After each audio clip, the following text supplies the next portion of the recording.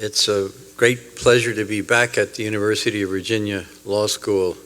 It's hard to realize how quickly decades run.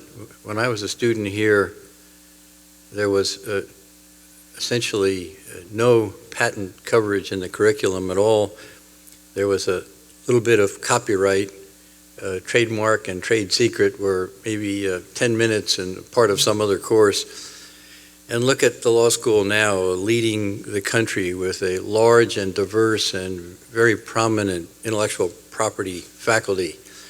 It shows the ability of the law school to keep up with the times and actually to surge ahead of the competition, which of course is important because there is competition for the best students and the best faculty, and it takes momentum and energy and focus to provide that kind of leadership. So I'm thrilled to see that the school that I feel prepared me so well for what ensued in almost 5 decades since leaving Charlottesville continues to prepare young lawyers in a maximum sort of way. I'd like to also observe that my decision to try to make a career out of stringing together one public assignment or appointment or office after another had its genesis right here on the grounds in Charlottesville. Because there were many teachers, even in the early 60s when I was here, who supported the idea of public service. Of course, Thomas Jefferson exemplified public service in many important roles at the founding era of our country, so it goes way back. It's a long and great tradition. But Virginia Law School in the 40s and 50s produced so many prominent private practitioners that many people probably assumed, at least in that era, that it was mainly the spawning ground for great Wall Street lawyers and big firm lawyers. And it was, and it still is, and rightly so. But already at that early era, in the early 60s, there was a strong encouragement by the faculty here for the pursuit of public good and public offices, not necessarily as a career, but maybe as an intermittent kind of thing. And I mention that because some of you in this room may face those kind of opportunities, may be able to move back and forth between private practice and public office. The talent level of the private bar in the United States is one of the great assets of this country. There is no other country, in my opinion, that has the extraordinary depth and breadth of legal talent as we do here in America. And for various reasons of career and financial obligations that people have, particularly if they have families, children, and debt and so forth, public service is difficult because it's not as rewarding financially. And that's why this tradition of people being in private practice but then taking a stint in public service, in the Justice Department, in a regulatory agency, on Capitol Hill with a substantive committee, or many other assignments like that, and then returning to private practice, and then maybe 5 or 10 years later, leaving the law firm or the law office, whatever it may be, and going back into public service and so forth. But for me, it ended up being a continuous process. So I graduated in 1966 and went to work in public office and served continuously in one public office after another until May 31st of 2010. So nearly 50 years. And I have to say, I never had a boring day. I never felt I was working on anything that was unimportant or unchallenging. So I can recommend not only intermittent public service to all of you, faculty and guests and students alike, but also the possibility of really trying to make a career out of it. Now I want to try to stimulate some of the discussion that will ensue at this conference by taking you a little bit on a tour through a period of approximately a decade from 3 different perspectives. You will not read about this in the New York Times or other publications like that. This was a little bit below the radar, but very, very important. So first I'm going to take you through the decade from the perspective of criticism of the patent system, the patent office, the patent cases in the courts. So I'm going to call that a decade of criticism. And then I'm going to tour you through the same decade, approximately a decade. It roughly corresponds with the period of 2002 to now. Or you could think of it as the last full decade, from 2000 to 2010. But that's the period I want to talk about. So the same decade that was a decade of rising criticism was also, ironically, a decade of rising neglect by the Congress, of the courts, of the Patent Office, of the Food and Drug Administration, and the other instruments of government that operate the intellectual property system, and particularly the patent system in this country. The third perspective I want to take you through over the same time period is what I'll call the decade of the hearings. Hearings in regulatory agencies, some of which were supervised by my friend and former colleague Suzanne Michel. I wish she were a relative, but she isn't. But she was a law clerk with me early in my tenure on the court and did an absolutely stellar job and has been a friend and a colleague ever since. The decade of hearings included the Federal Trade Commission and other entities, but I'm going to concentrate particularly on the hearings in the Congress because the facts of that evolution over a decade tell us a lot about special interests, congressional competence, the relative competence of courts versus Congress. It goes back to the founding of the country, separation of powers, who's in charge of what, who's got the best ability because of its procedures to do what sort of issues. And this is, of course, central to our inquiry at this conference. And then finally, I want to discuss a little bit, and of course, cause and effect is the question here. What did the so-called patent reform debate and the legislative action produce? What is the America Invents Act all about? What is in it? How will it impact the real world? What's good? What's bad? What's the net effect? And you'll see the connections back to the three perspectives that I'll walk you through, covering approximately the last decade. So our story begins early in the prior decade, in 2001, 2002, when the Federal Trade Commission undertook a big examination of the patent law, the patent system, and to some extent patent markets, but mostly the litigation part and the patent office part. So this resulted in a report published in 2003, which kind of set off a prairie fire that then just grew and continued and continued. Overlapping that, the National Academy of Sciences National Research Council put together a very distinguished group of economists, lawyers, and others to study some of the same issues. And of course, the data informing both the work of the National Academy of Sciences task group and the task group at the Federal Trade Commission was mostly data from the late 90s, because that's all the data that was readily available at that time. So then in 2004, the National Academy report came out. In many points, it agreed with the Federal Trade Commission report. It added some things.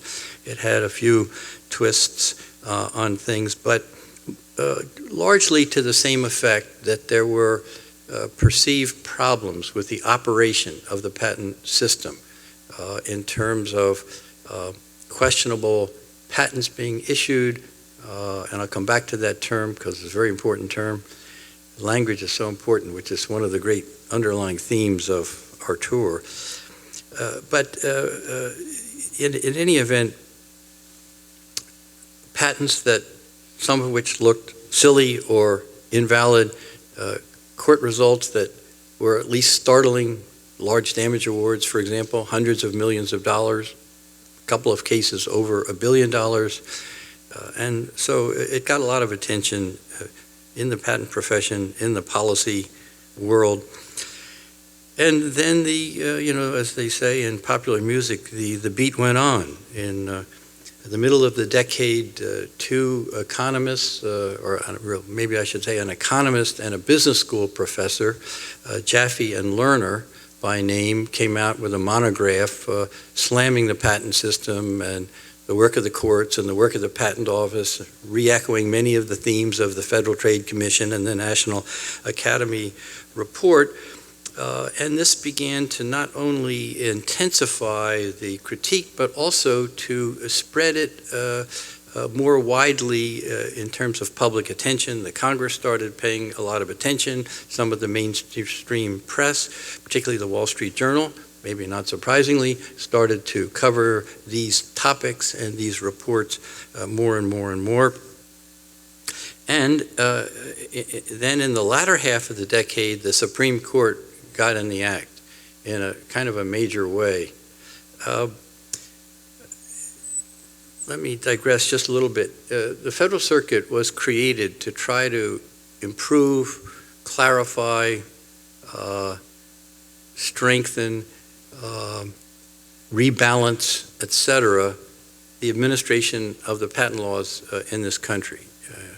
Previously, the patent infringement cases and related licensing contract cases went to the regional circuit after being tried in the relevant district, and the results were all over the lot. Some circuits almost never upheld the validity of a patent. Other circuits almost always upheld the validity of patents. The infringement results and the damages results were all over the lot. Several presidential commissions, particularly one in the 70s during the Carter administration, and then it was picked up by the succeeding Reagan administration, decided that somewhat in the same vein as creating the tax court for the somewhat arcane, complex tax code administration, that they should create a court that would have some concentration, some focus on the administration of the patent law. So the Federal Circuit was created in 1982.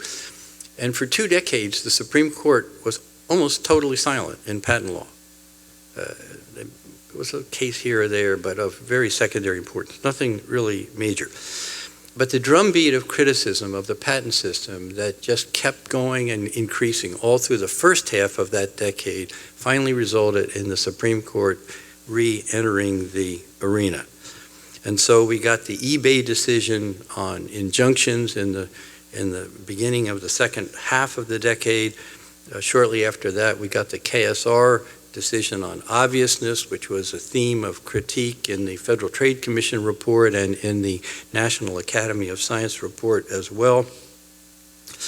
A little later in the decade, we got a second report from the Federal Trade Commission, entirely the work of Suzanne Michel, and perhaps she'll talk about this a little bit later, that focused a lot on some emerging trends which actually were barely visible at the time of the original work by the Federal Trade Commission, having to do with non-practicing entities, markets for patent sales, whole portfolios being sold, and a great many things like that.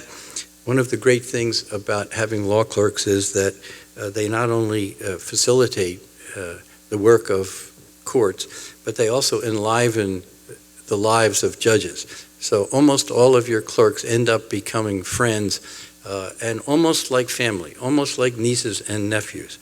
So I was quick to respond yes when Suzanne Michel asked me to be the lead-off speaker at some hearings in the middle of that decade that led to her second report, just as I was quick to say yes to the invitation of your journal to be here today. Later in the decade, Professors Besson and Muir came out with another monograph, and again slamming the patent system in very strong terms, sort of Jaffe and Lerner on steroids, might be a way to describe it. Then we had the Supreme Court re-enter the lists for the first time in decades with respect to eligibility for patenting with the Bielski decision, and then more recently in the current decade, the Mayo case. And if that weren't enough, of course, we ended up in 2011 with the passage of what became called the America Invents Act.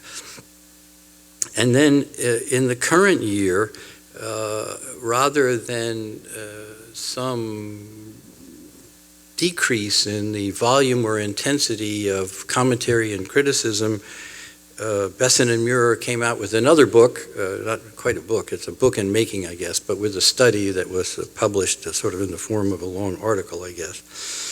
And my friend and colleague, Judge Richard Posner from the Seventh Circuit, not only tossed out a patent infringement case involving Apple and Samsung, as I recall, but followed that up with an article in the Atlantic magazine suggesting that the patent system had such deep flaws that it might be retarding more innovation than it was promoting, and that's caused a sensation at the level of the popular press.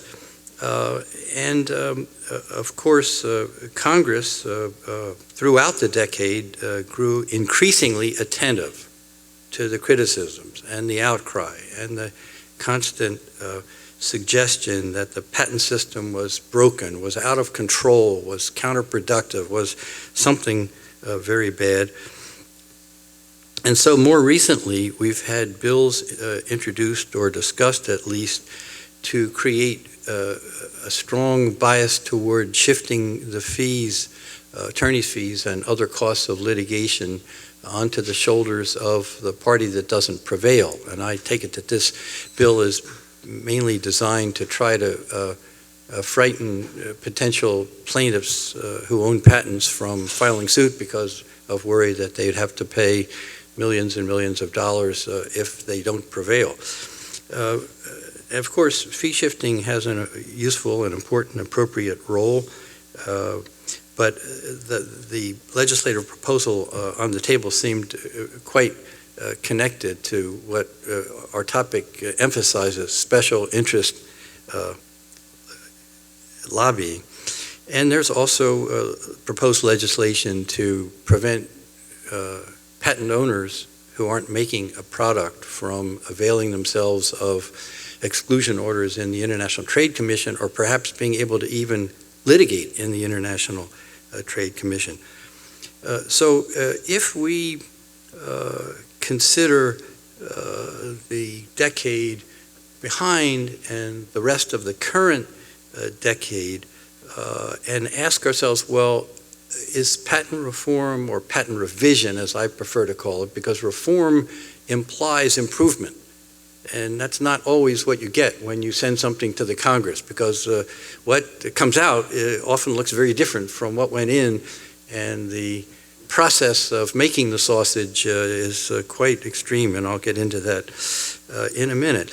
But some people say this was a generational update of the patent law. Last major revision, some would say, is 1952. There actually have been many, many important amendments of the patent law. So it's a big exaggeration to say we had the 52 Act and we had nothing for more than a half a century, and then we had the America Invents Act. But lots of people who liked the bill said that because it kind of sounded good. So in any event, it was certainly a comprehensive and major set of amendments to the patent statute that goes back to the work of the first Congress in 1790.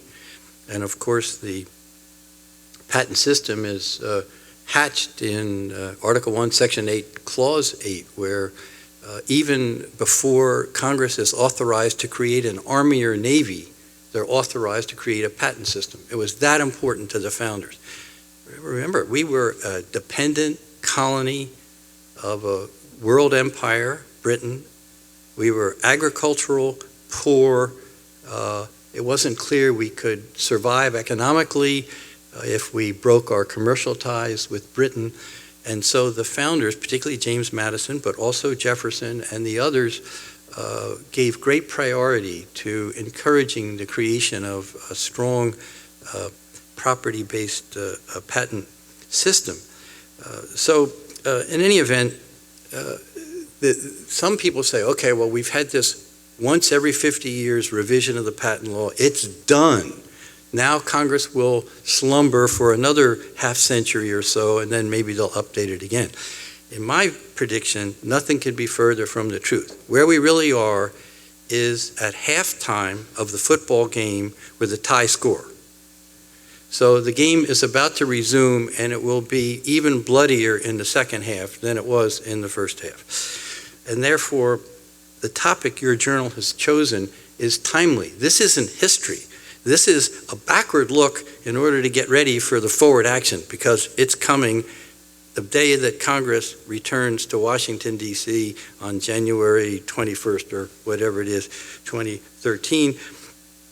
And of course, it will matter who is the president. It will matter who's in the majority in each house. It will matter in detail which specific incumbents survive and which don't, and who becomes the chairman of the House Judiciary Committee and other key positions like that.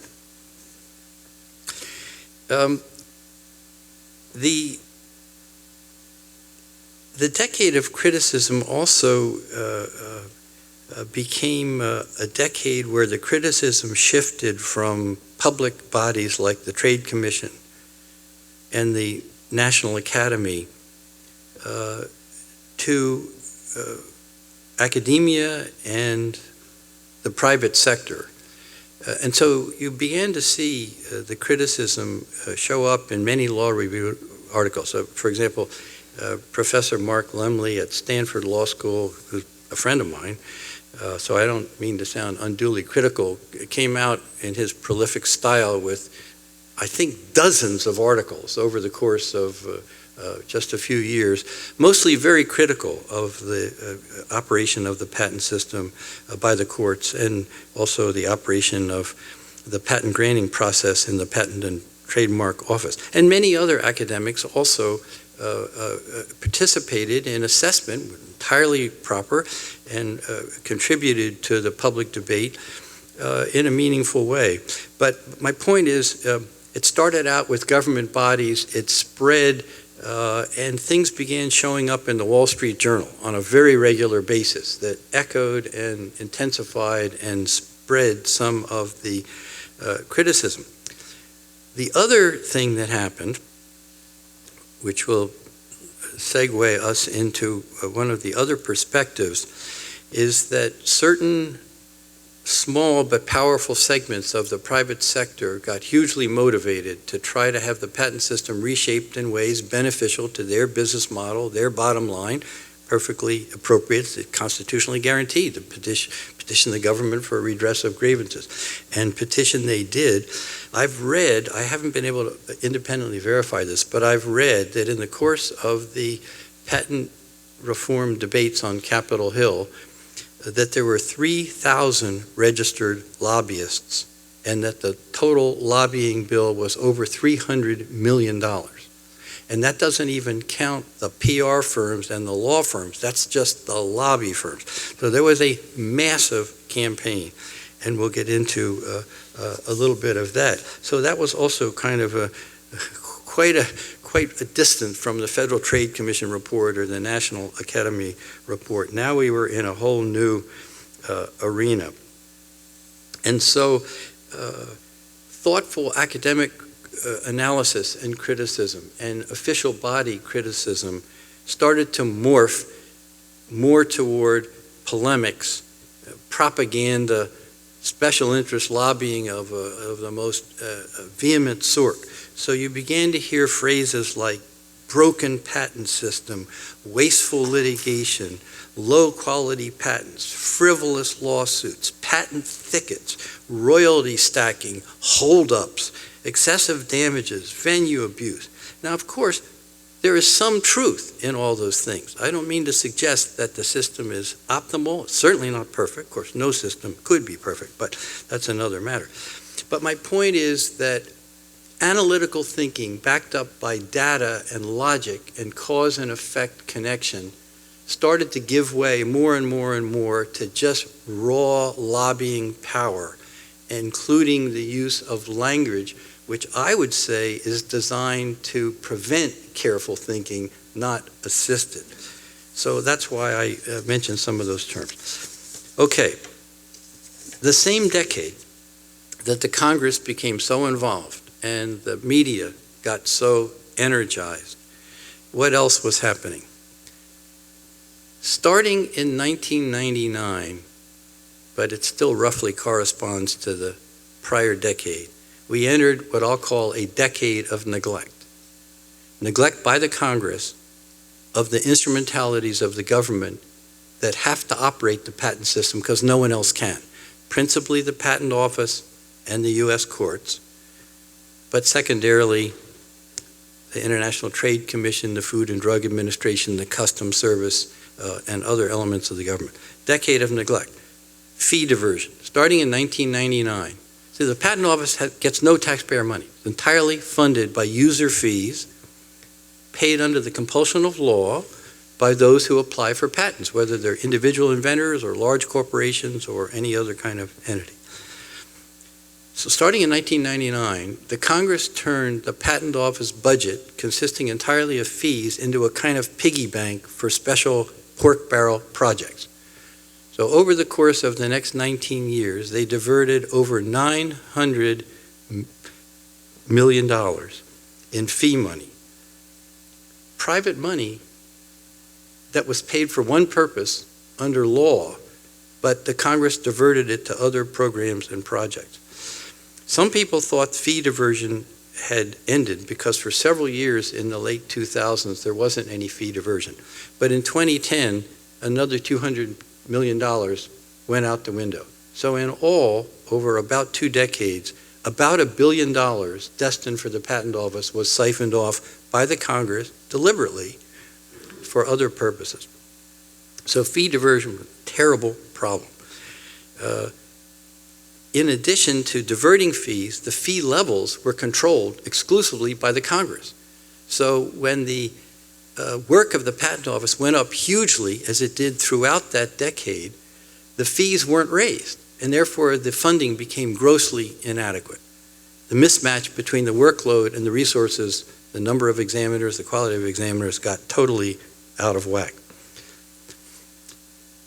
In addition, the information technology systems weren't upgraded, updated, improved, and expanded. Consider this. This might be termed the federal government's premier technology agency, but it had 20-year-old hardware. It had totally inadequate software. It was a mess. In sworn testimony in his first appearance before the Congress in early 2010, the new director, still there, David Kapos, had to testify that the IT systems were dysfunctional.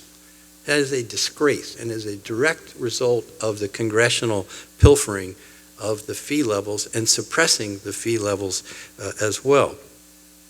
So the results were exactly what you'd guess. Too few examiners, too few experienced examiners, trouble keeping experienced examiners, all of the fallout from bad IT systems. It got so bad at one point that they were losing 1,000 examiners a year. So there was this churning. They lose 1,000, hire 1,000 newbies. New rookies in any line of work don't do as well as people with experience. At one point, 1/3 of the examining corps had been there less than 3 years, which I'm told by the experts is the ramp-up, the training and ramp-up time, that an examiner is not really competent or productive until they've been there about 3 years. So 1/3 of the corps were substandard, and it was just really a mess. Of course, the other fallout was long delays. Thomas Edison got his famous patent in 6 weeks. By this time, late in the prior decade, it frequently took 6 years to get a patent granted or rejected, whatever the right result is, of course. The average was 3 years, but of course you've got to remember math. You know, the average 3 years means a lot were longer than 3 years.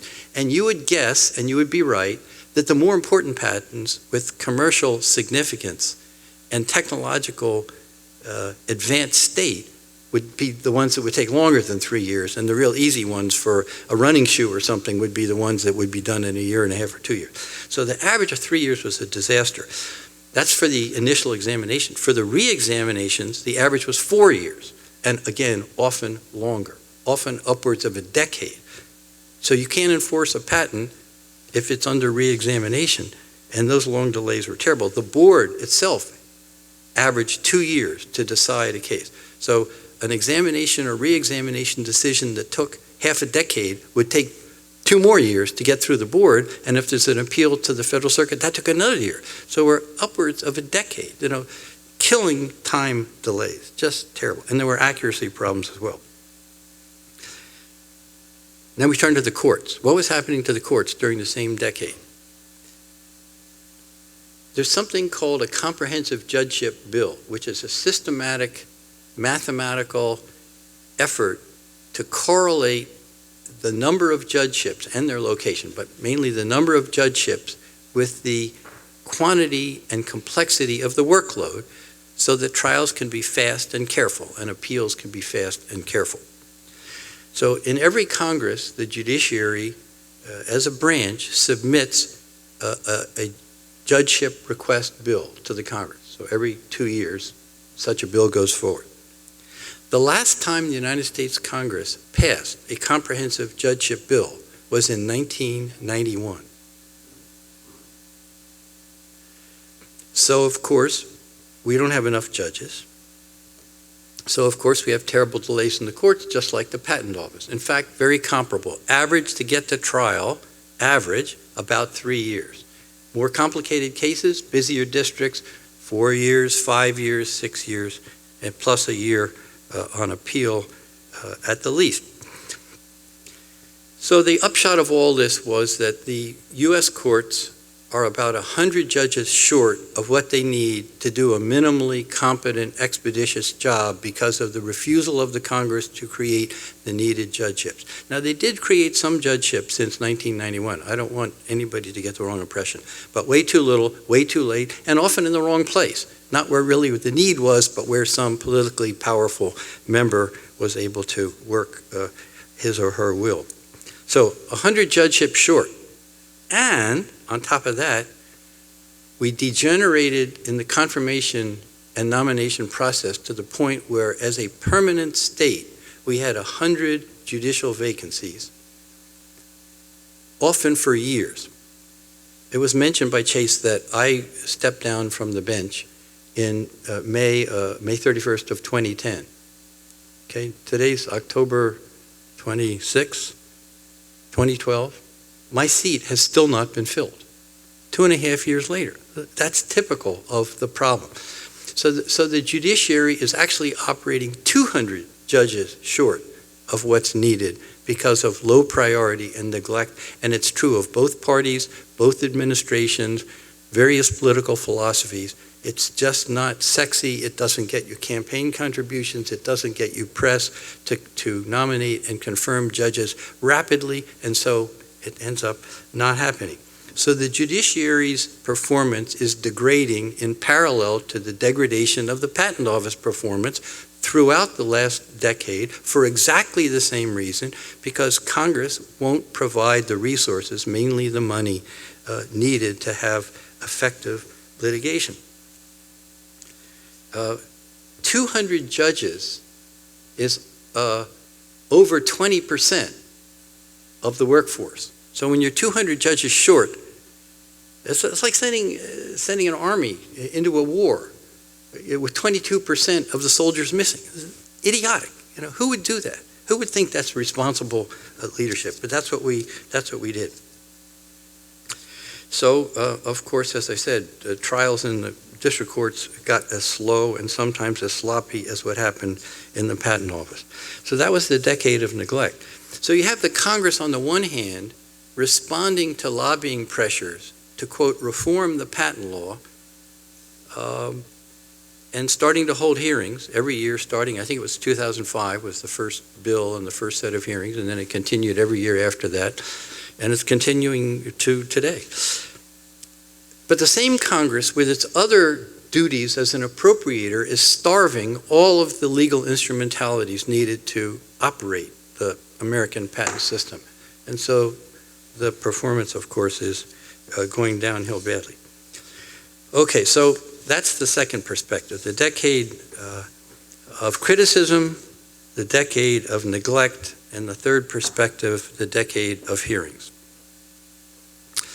So I won't go into recent hearings, but the hearings that led up to the bill from '05 through 2011.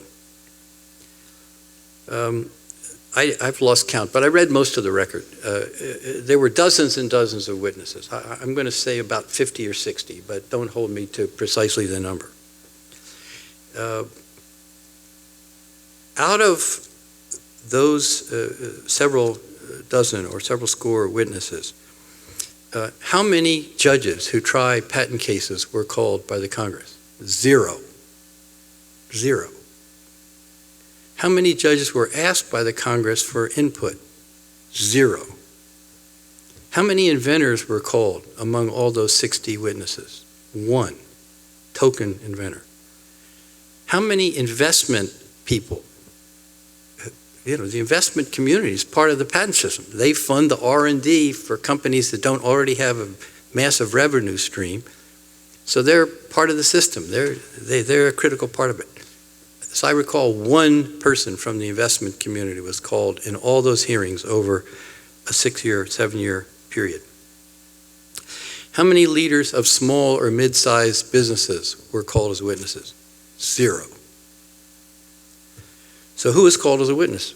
Well, the people called as witnesses were mostly from very large companies, global companies, and were part of what I'll call special interest pleading. Perfectly proper, lawful, ethical, appropriate, but no one else could basically get in the room except people who represented giant, giant corporations and get heard.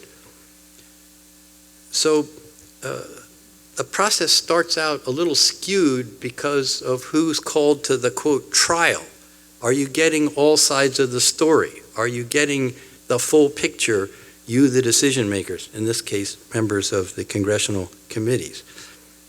But it was worse than that, because when you read the record, there was a lot of contradictory testimony, and the contradictions were never ironed out. You can read the committee reports, and they never resolve any of the conflicts. They just cherry pick the things that support what they ended up putting in the bill. That makes it sound like, well, all the witnesses agreed that X, Y, and Z was needed. But all the witnesses actually didn't agree. But worse than that, the committees and ultimately the whole Congress accepted a great many bold assertions with no proof at all, with no facts, no figures, no real analysis, just sheer assertion. I'll give you one example.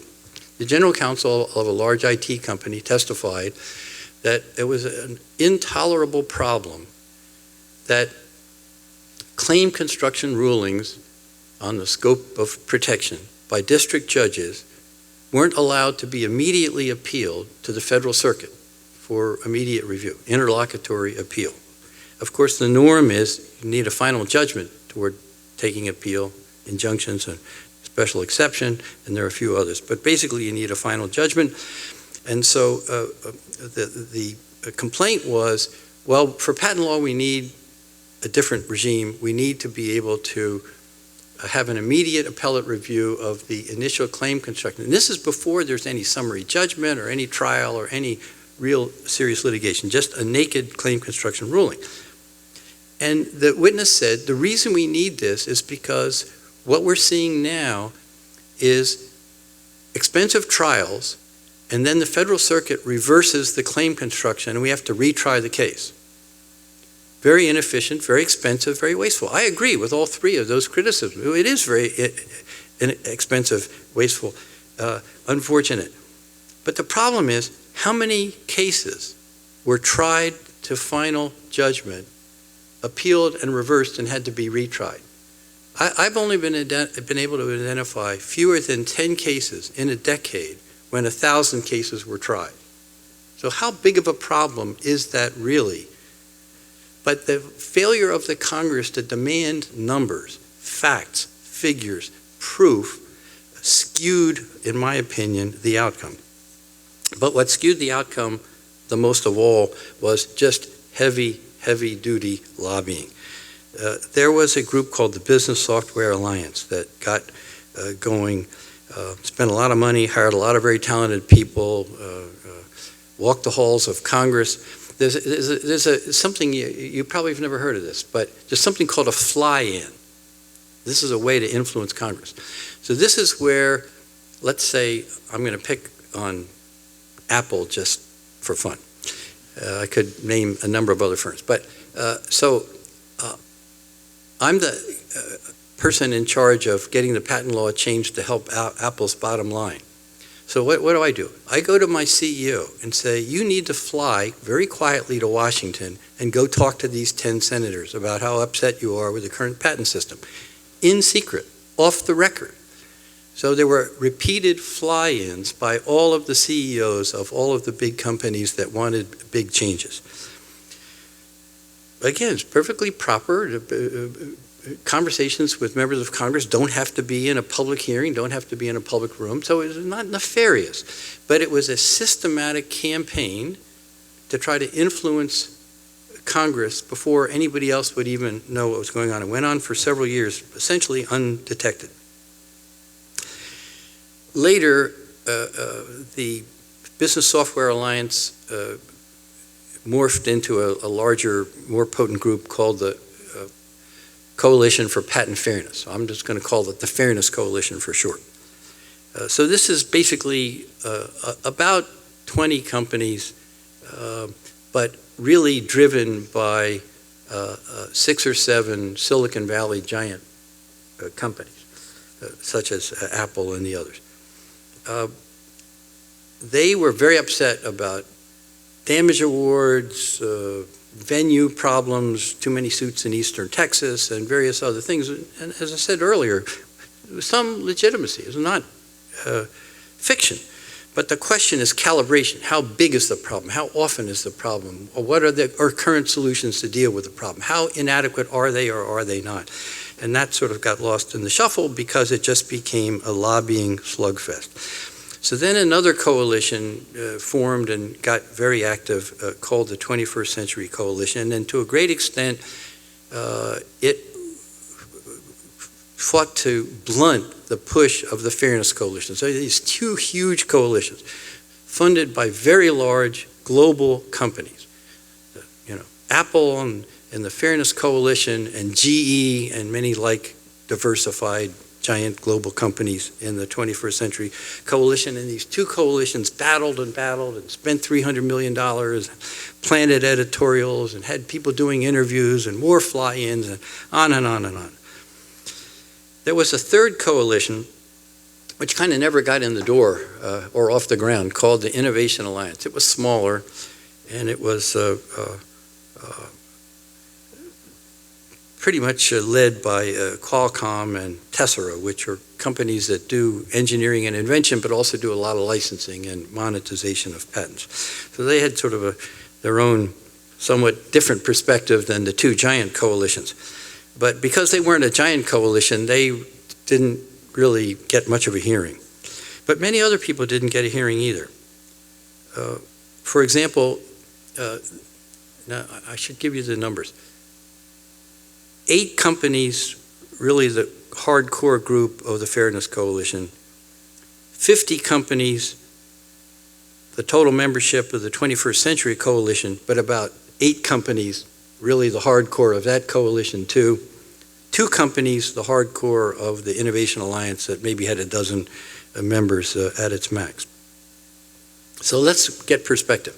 In America today, and then as well, there are 30,000 business corporations, 30,000. So we have 2 coalitions, whether you count the hardcore or the membership hardly matters. So we have 2 coalitions running the show, representing fewer than 100 corporations out of 30,000 corporations in America. Now there's a group called the U.S. Business and Industry Council, and there are many other like groups. I just picked this one out to illustrate. It has several thousand members. They're mostly small and middle-sized domestic corporations, often in manufacturing areas. So they tried to sort of get heard, literally get heard by being witnesses at the hearing, get heard by meetings with members, get heard by being at the stakeholder meetings, which became a regular event, and basically got heard very little. Unions and universities also got heard very little. The research universities of this country are an astounding national treasure, national asset, just like the private bar is.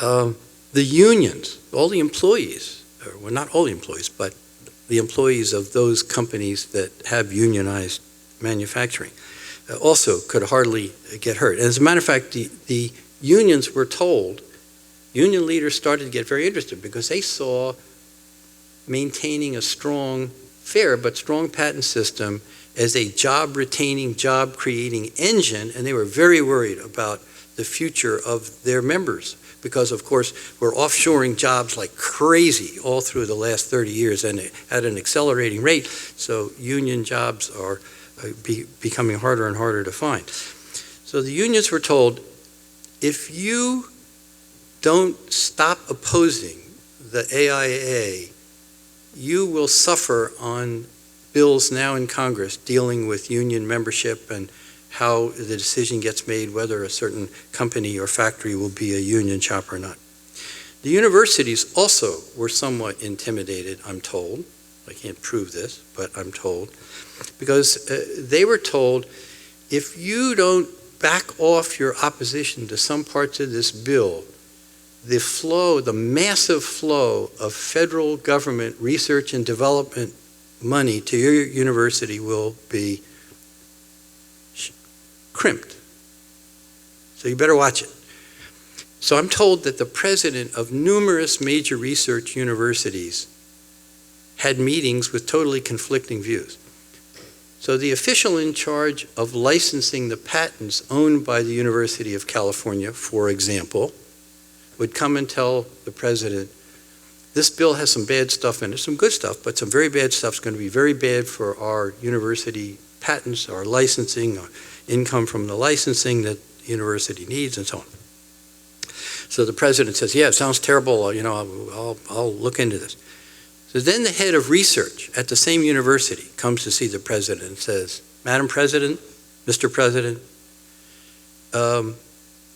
we're worried about the flow of federal cash. We're totally dependent on the R&D money from National Institutes of Health, the Defense Department, Energy Department. We can't afford to take the risk that flow of money will be restricted. So you better be careful. So basically what I'm told happened is in every instance, the president of the university overruled the position of the licensing officials in favor of the concerns of the research czar of the university. So there was some intimidation that went on at the hands of Congress, but of course it all circles around because there was a lot of heavy lobbying to get the bill in a certain shape. I mentioned stakeholder meetings. So these went on with increasing frequency, but not everybody was invited, and they were essentially in secret. A cynic would call them contributors meetings because the way you got in the room was to be a really big company that's spending really a lot of money on lobbying, and not just lobbying and PR firms and law firms, but also campaign contributions. So it all became about money, which is, a big problem in our national government right now. So I'll give you one example of how this shakes out. At the very end of the 7 years of hearing, after I got off the court, I got called as a witness by the House Judiciary Subcommittee. And this is in the latter days of the hearings. It might have been almost the last hearing, maybe one more after that. And it was kind of a fluke. I got called by the minority because they couldn't find anybody else or something. So I'm at the table with the head IP lawyer from GE, he's representing the second giant coalition, the 21st Century Coalition, and the head lawyer for the Fairness Coalition, a guy from Intel named David Simon. So we're the three witnesses. So they represent their giant coalitions, and they testify about what they want in the bill, what they don't want in the bill. And I pointed out to the congressman that I was the only person in the room who was neutral, who didn't have any money at stake, who didn't have to protect or advance the bottom line of a tight group of companies. And rather than having added credibility as a result of that, it made me irrelevant. It was perfectly obvious that the members on the committee had no interest in what I had to say because I wasn't backed by any big money. I wasn't going to spawn any campaign contributions. I wasn't going to get them any press. I wasn't going to be helpful. In fact, I might have been a bit of a problem. So it just shows how dominated by big money and big corporations the process had become. So then what's the result? What did all this activity give us? So we got the AIA. If you look at the details, you can draw your own conclusions. But I'm going to suggest that we should step back and look at it from a very different standpoint. The three biggest problems in the American patent system in recent decades are, number one, terrible delays. Talked about those earlier. Number two, high unpredictability of outcomes, which kills business decision-making, investment decision-making. And third, high costs. They're the three overarching problems for decades, and they got worse every year. So what did the AIA do about those three? That's very important. We'll come back to that. Because of the push of the companies most unhappy with the current patent system, the three things that were the top issues in the first bill introduced were damages, venue reform, and interlocutory claim construction appeals. By the end of the process, because of the pushback by the 21st Century Coalition against the Fairness Coalition, the bill covered damages, venue reform, and interlocutory appeals on claim construction, not at all. So the three major pillars of the bill in 2005 fell out totally. So what happened about the overarching issues of delays, cost, and unpredictability? Well, almost nothing, other than some protection of the fees and some ability to raise the fees, which is probably the single best thing about the Act.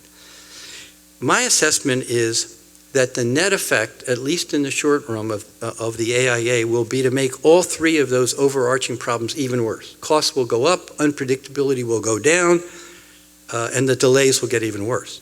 Why? Because a lot more issues and a lot more proceedings now have to go on in both the Patent Office and the district courts than before. Well, is there anything good in the AIA? Yes.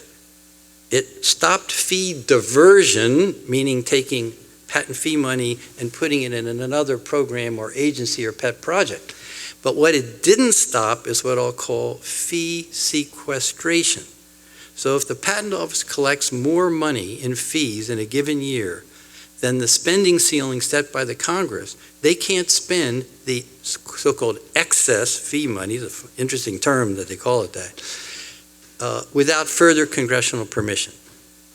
Now, we all know about the fiscal cliff, and we all know about spending cuts, and we all know the country doesn't have a national budget. So if anybody thinks they can count on the Patent Office being able to spend all the fee money to finance the upgrades of the IT systems and hiring much more experienced examiners and retaining good examiners, et cetera, I think they're kidding themselves, but only time will tell. But it did help, because the fees were raised, and the fee-raising authority was shifted from Congress to the Patent Office under certain criteria. So that was the best thing in the bill. What was the second best thing in the bill? The second best thing in the bill was what was not in the bill. Nothing on damages, nothing on venue, nothing on interlocutory appeals, which would have been very harmful in my opinion. Third best thing was the creation of the patent pilot program, to have a volunteer group of federal judges sort of specialized to an extent, not 100%, but to an extent, in trying patent cases, because as you would guess, when people do things a lot, they get better and better and better at it. If they only do it once every 3 years, it takes decades to get to be very good at it. Now, the bill was touted as shifting us to the first-to-file system as opposed to the first-to-invent system. That was supposed to be the great thing that this bill did. I consider that, at best, a secondary improvement. I think it is an improvement, all in all, but pretty minor. So if that's the best thing about the bill, not much of a bill. A mouse, not a mountain. It's true it ends interferences. That's probably a good thing, but it wasn't a major reform. Now, the sleeper in the bill is that it totally changes what prior art is, which is the key thing in what's patentable and what's not patentable. What's already in the prior art? Is this really new? Has to also be useful, but forget about that for a moment. Is it really new, and is it non-obvious? That involves a comparison with a prior art. So when you define what is prior art, you're really skewing the scales one way or the other. So they totally rewrote the prior art law, which got almost no attention, almost no analysis, and we have no idea how it's going to work out in practice. But we do know that the Congress left critical terms totally undefined. So the key determinant of what's prior art and what isn't is the word disclosure. If somebody makes a disclosure, like in an academic article, say by an engineering professor at a university, that can count as a disclosure. Maybe. Does it have to be an enabling disclosure? Does it have to pass the written description test? What does it have to do to count as prior art or not? No one knows, not defined, no legislative history worth a darn. Another word, technological. If certain things are technological, it's okay. If they're not technological, it's not okay. No definition, no guidance, no clue, and on and on. There also is a phrase in there, or otherwise publicly available, undefined, unclear, may take the courts upward of a decade to wring out the ambiguity Congress has planted in this bill. And there are other phrases too. Who's the real party in interest? Who's a privy? Who's a stopped? What does it mean to say you reasonably could have raised a certain invalidity challenge in the patent office? Because if you could have, you can't raise it later in the court. But if you couldn't have, you can raise it later in the court. So now we're going to have satellite litigation in the district courts about whether I, as a challenger to an issued patent, could reasonably have raised the precise ground I'm now trying to raise in the district court on invalidity previously in patent office. So we're going to spend a decade straightening out the ambiguity. We're spawning a huge amount of satellite litigation, both to define terms and then case by case to deal with the facts. So is the AIA a big improvement, a little improvement, a mixed bag, a revolutionary, wonderful change that's going to give us the 21st century gold-plated patent system? Take your choice. I leave it up to you. My net assessment is it has some good, some bad, some stuff that's just terrible. The business method patent provision, total sellout to 10 megabanks on Wall Street who spend a ton of money, just like the giant IT firms did. Campaign contributions, lobbying. So Senator Schumer jammed into this bill a special provision. It's different for, everybody else has one set of rules, but the New York banks or other financial institutions have another set of rules. So talk about special interest litigation. Now we have two patent systems, one for banks and one for everybody else. So does this make any sense? Do we really want to balkanize the patent system by sector of the economy? So a mixed bag, I would say at best, but the important thing is to connect the process in your mind, the way it evolved, the way it came into being with the product. And so then the question going forward when the second half of the football game resumes is, can we have a better process? Can we have some facts, some figures, some cause and effect analysis? Can we get academics and other people who are more neutral to be in the conversation, not only giant companies trying to spend money to protect their bottom line? Yeah, we could, if people get mobilized, if the Congress is responsive. Remains to be seen whether it'll happen or not. But this conference is a very useful, important conference because it's focusing on how did we get where we are now, and is there a better way going forward? Thanks so much for your very kind attention.